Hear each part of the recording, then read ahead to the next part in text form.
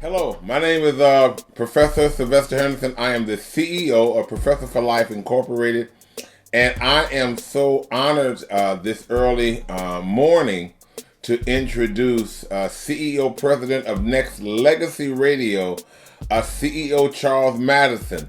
Welcome, Mr. Madison. Thanks for having me on your show. I appreciate it and love your platform. I must say, like I've gone through a lot of your podcasts, and I gotta say, you have a gift, and I'm glad you're putting it out there for the world to see. I appreciate you, Mr. As the CEO President of Nexxlegacy Radio, could you introduce your company to our digital media community? Well, Nexxlegacy has been owned and operated by myself since 2007. A lot of what I do and what I've done over the years is create, I guess in a lot of ways, podcasts before it became popular. It started back in '07, and I was using a third-party platform to cultivate it. And along the years, it's grown and grown to the point where I needed to invest in myself, meaning develop a radio station app that is free for the people to listen to. It's music, it's interviews, it's commercial content, and figure out ways to be able to at least enhance people's minds in regards to how media operates, cultivating news, giving people stuff that I feel like mainstream doesn't do in a sense. So this is why I'm here. I feel like journalism's always been in my blood. I love music and how that is a conduit for emotional vibes and just, good, bad, or indifferent. So, I feel like I was put here to do this at a high level, and I'm proud of myself. 18 years in, doing pretty well. And I'm proud of you too. CEO Madison, where did you grow up? Please share your academic journey, and where did you attend college? Oh man, born and raised, grew up in Berkeley, lived in Oakland, back to Berkeley, lived in Oakland. So I was back and forth from Berkeley to Oakland. I did a lot of things in Berkeley. Went to Oakland Tech too, but then went back to Berkeley. Went to UC Berkeley. Did some online classes as well. So I have 2 degrees. I'm proud of myself. And higher education is super important. So, Berkeley is in my blood. That's where a lot of my family on my dad's side is and still resides. So, Berkeley's my town though. And what degrees did you obtain from UC Berkeley? I got my Bachelor of Business Administration, got my BA there. And then I went off and did some online courses and got my degree at Science and Advertising. I did that. So I'm pretty proud of some of the things that I do, and I might challenge myself to go try to do another degree. I feel real education so I feel like I want to do something on a different level just to challenge the mind. You know what? That's a wonderful way of keeping the mind stimulated and keeping the brain growing. So what a beautiful legacy. Now, legacy is central to your brand. What does legacy mean to you personally, and how does Nexxlegacy embody that vision? Legacy to me is being better than you are right now and leaving something that people can be able to be inspired by, for people to be able to be more than what they're currently and basically more than what they currently are right now. I think a lot of people sometimes could be comfortable in their own skin, and that's a good thing. But also I feel like being able to challenge your mind, your professionalism, whatever it is that you want to do, so you can be able to not just enhance it but do more. A legacy is not stagnant. A legacy is something that took a lot of hard work to be able to build, cultivate, nurture, go through all those highs and lows to be able to achieve. So it's a lasting impression that a lot of people will have on you at the end of it all. Wow. CEO Madison, you built a platform that supports aspiring artists and entrepreneurs. What gaps in the media landscape were you aiming to fill when you launched Nexxlegacy? when I first launched it, it was very interesting that I actually took on this role, because I mean, it was always in me to be able to try to help others. I just didn't know at that point in time, especially back in '07. I didn't know exactly what route I wanted to go. So I was introduced to an opportunity to be able to put a platform out. And then not just the opportunity, but just being able to, I'm a music guy. So I was instantly attracted to wanting to like interview a bunch of celebrities, right? So, back in the day when MySpace was good, I used to just send messages to people like, hey, I would love to interview you. I would love to, put you on my platform and just pay it forward. Because to me, music was always, one of those moments where I could, if I'm feeling good, I would throw on something, that would make me feel inspired. Gospel will always put me in a very emotional state where I could be crying happy tears, or I could just be in my feelings or whatever when it comes to that. So I just wanted to target some stuff like that. So a lot of it was catered to that. And then it catered to helping like aspiring artists, people who didn't get any play via mainstream radio or whatnot. So I wanted to put their music on. And then it graduated to like other phases in people's lives, from like cooking to modeling to acting to a lot of different things that people did. So when I was able to touch bases and at least give them a platform and show my appreciation of paying it forward, I've built lasting relationships over the course of time, and it's been a beautiful thing to see. Could you share with our digital media community some of the greats that you've interviewed? Wow, I've interviewed, let's start with Ice Cube. I've interviewed Tony Braxton. I've interviewed Stevie Wonder. I've interviewed, so many different ones. The late Bobby Womack. The late Shabba-Do, from the breaking fame and things like that too. I've interviewed Kid and Play. I've interviewed Tasha Smith, actress, who's been on, Why Did I Get Married 1 and 2.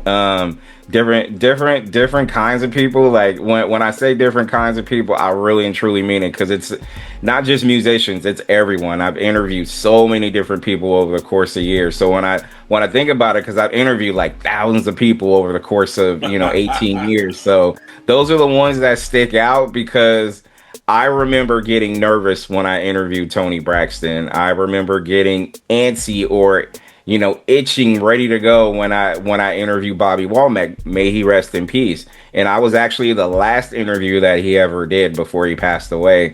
Same with Shabba-Do.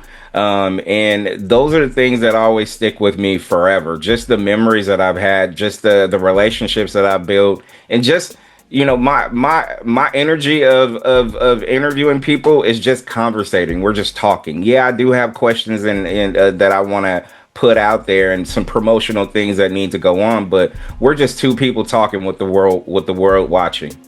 That's it.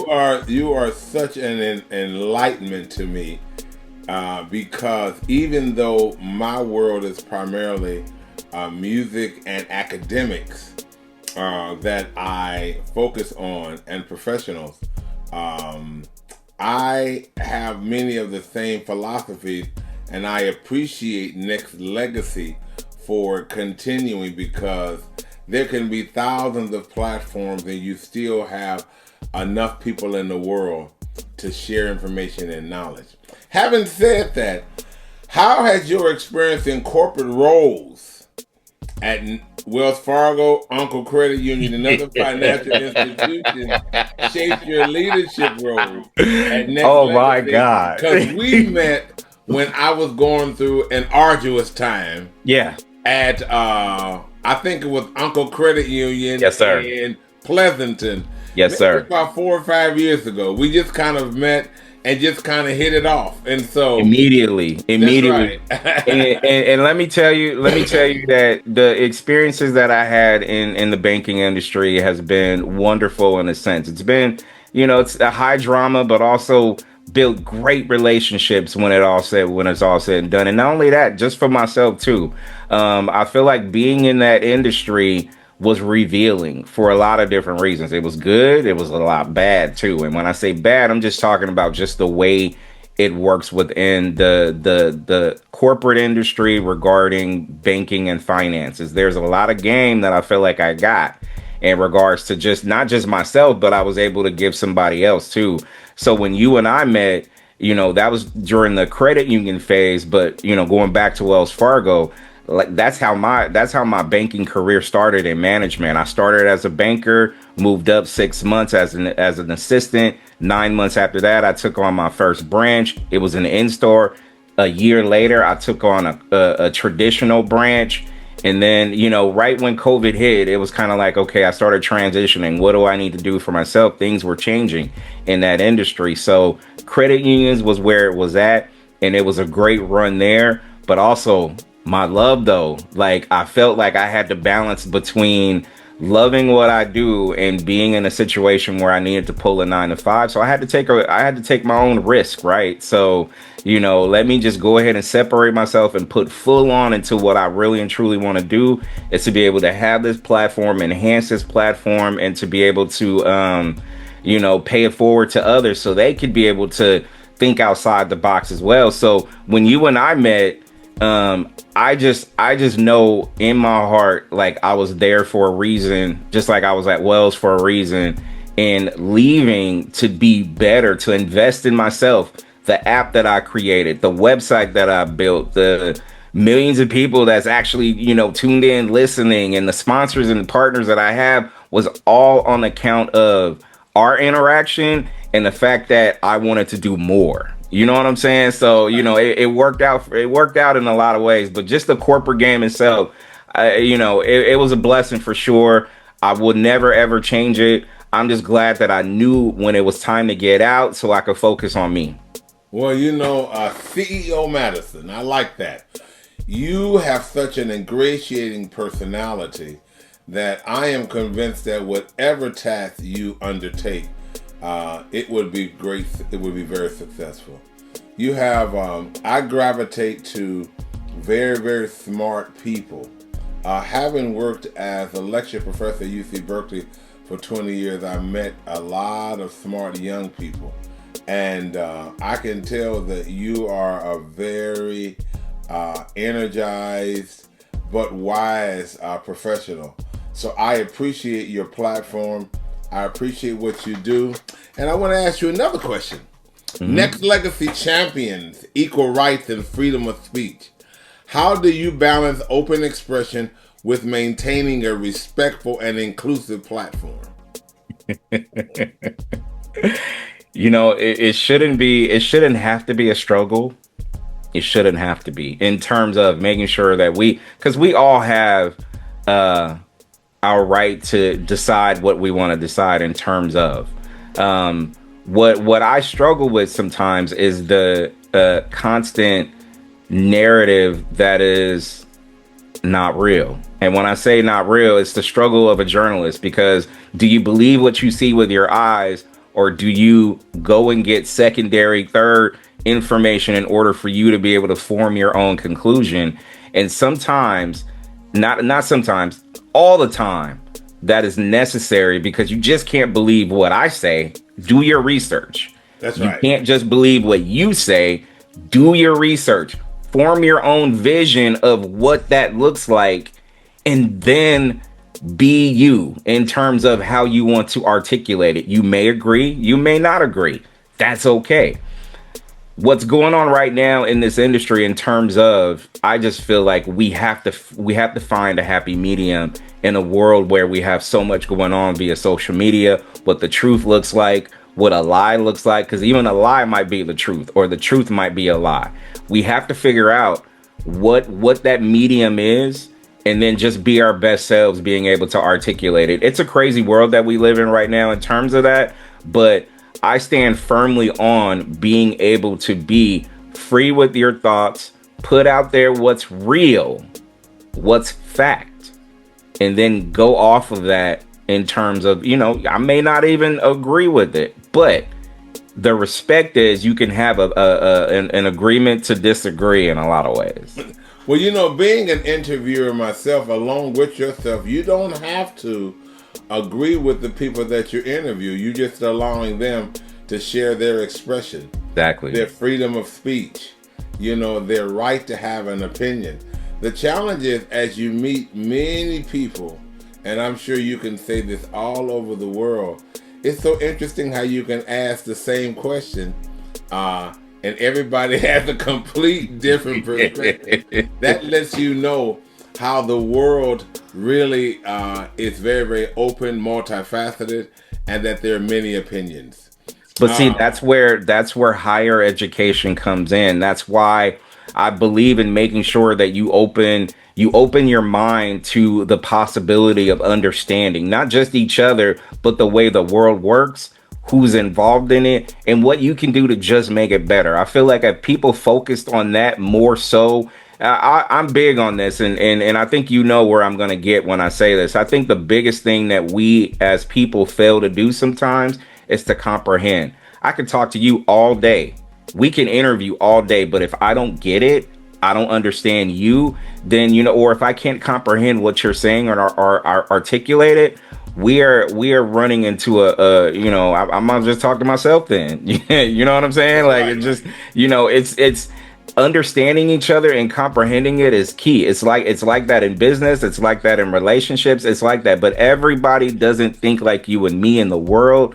And we have to just make sure that we form our own conclusions and don't get sucked into that matrix of what it is. That's why I think higher education is important. I think being an entrepreneur and making sure that you are your best self, I think all of that is vital to you being able to understand it. Because if you get locked in, and I'm just saying this, just, if I got locked in or stayed locked in into a 9-to-5, my mind wouldn't be so far advanced than it was 5 years ago, 10 years ago, whatever the case may be. Unlocking different doors with my mind and just being able to be free to think about what I can do more has gotten me to where I'm at right now. A true innovator and freedom creator is who you are. Yeah, work in progress too at the same time. That's right. Same time. Mr. Madison, what's one story or moment from your journey with Nexxlegacy that reaffirmed your mission and made you feel this is why I do this? Ooh, there's a few, but I think the moment, and I gotta have this in thought. The moment that the accolades, when I say accolades, just people on the side coming to me and say, hey, what you're doing is special. And these are like people that not just that I've interviewed, but sometimes it hits different when you have a circle of people when they appreciate what you do, but some random person that I met on the street literally said, hey, you know what? Oh, you're that guy from Nexxlegacy. I just want to tell you that what you're doing is a beautiful thing. It's a beautiful work of art, what you've built. And some of these people I never knew. Some of these people saw the growth, right? I see the growth, but I don't see it in like different people's eyes, right? So when you get other people just saying that, that's why my company right now is not even about me. It's about the people. It's about the things that they want to do. And it's those inspirational moments where somebody just say, hey, you know what? I just appreciate your effort. I've seen where you've been to where you're at right now. And that's huge. That is huge. It's an ego boost for sure, because we all have it. But at the same time, it's those types of things that people say keeps me going, because I just know that I got to do more. I got to take 10 steps forward or 20 steps forward. We're going to have our usual setbacks or whatever, because that's normal. It's part of life. It's part of the cycle of life that we live in. But those moments, you just want to continue to grind it out for these people. Wow. What a wonderful response. Thank you. You've hosted and appeared on numerous podcasts. What do you think makes for a truly memorial and impactful interview? Being honest, and just being yourself. If you're interviewing and you're being yourself, you may have your list of questions or whatnot, and that's great. But sometimes those off script moments is right. Authentic. I think it's those moments where you feel like, you know what? I've done that plenty of times. Like, and I feel like you've done that as well, just from your energy that I saw from your interviews as well. When you are just being yourself, having a conversation like we're having right now, it's real, it's authentic. What's going on nowadays is it's too much shock jocks, and it's too much, I need to say the wrong thing to get the right clicks or whatever. I don't care about that anymore. It's I didn't even really think I cared about it even during the heyday of when all this stuff started, because the main thing is I just wanted to make sure that we got our mission accomplished in terms of getting whatever it was that we're trying to get out there to the people. And that is the biggest gift you can be able to have in this crazy, oversaturated world of podcasts. Just be true to who you are, because you can never go wrong by that. And nobody can tell you anything different if you are real to yourself. That's right. Because you are your authentic creativity. That's right. How do you measure success, not just in business metrics, but in terms of culture or community impact? Oh gosh, I just, to me, I think I measure success by staying consistent to what the people want and to what the people need as well. Because I feel like my path as a journalist and as a broadcaster and as a content creator, all that stuff, is to create memorable moments, but also keep it real too. So I measure it just by my effort. Again, as I said before, I'm trying to take 10 steps forward. I'm thinking about 2026 and what I got to do then versus, okay, let me just get through the day. Because to me, it's not fun when you're just kind of like going through the motions. You have to be you mentioned something about being an innovator.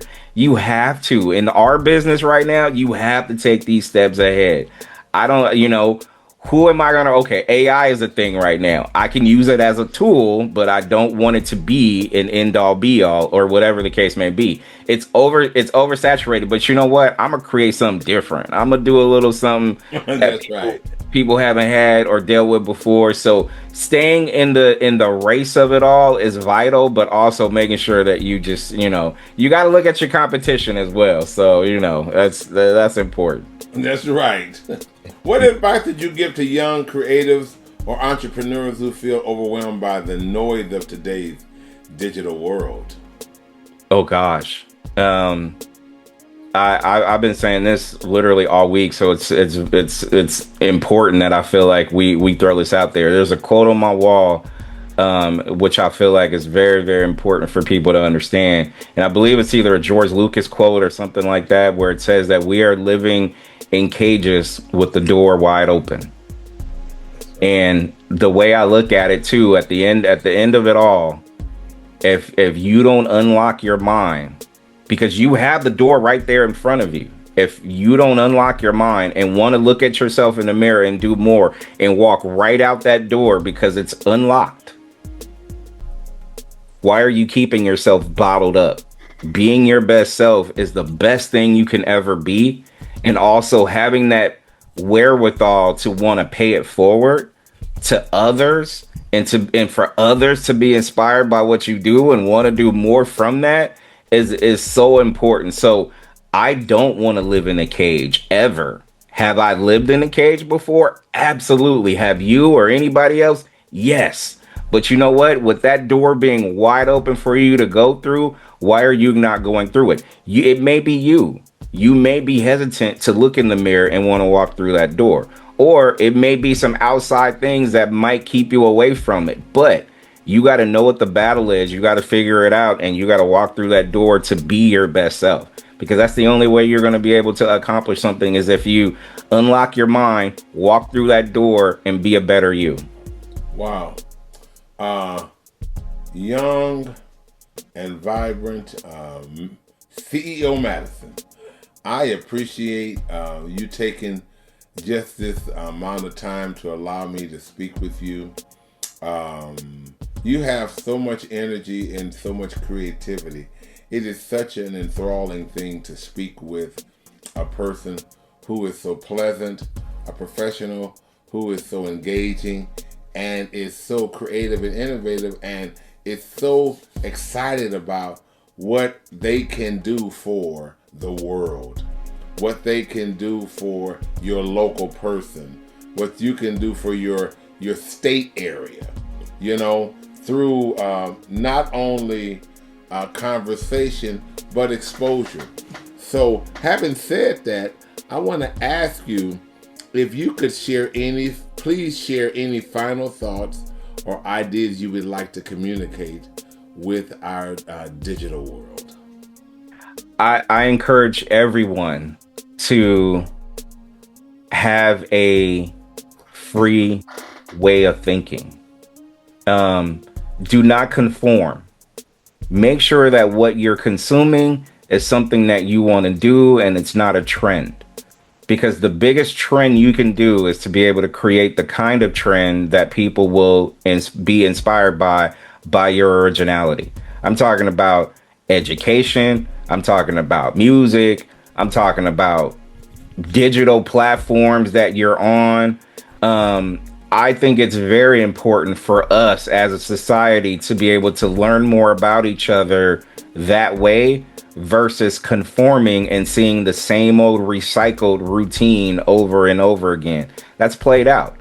A big shout out to all the people before us who were inventors, who had a passion about doing something against the grain.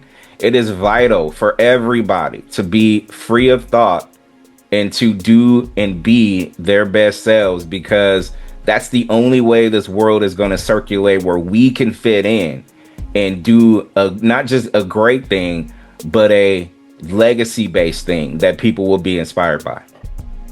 I want to thank you for this interview. And as a person who is engages in free thought, my great thought is that I wish you nothing but much success with your platform, Nexxlegacy. And I wish nothing but Godspeed in all that you do, because you are a brilliant, creative professional. And I am certain that as you continue to keep that mind innovative and open, you're going to serve as a blessing. God bless you, and thank you for this interview. Appreciate you, brother. God bless you as well. Thank you.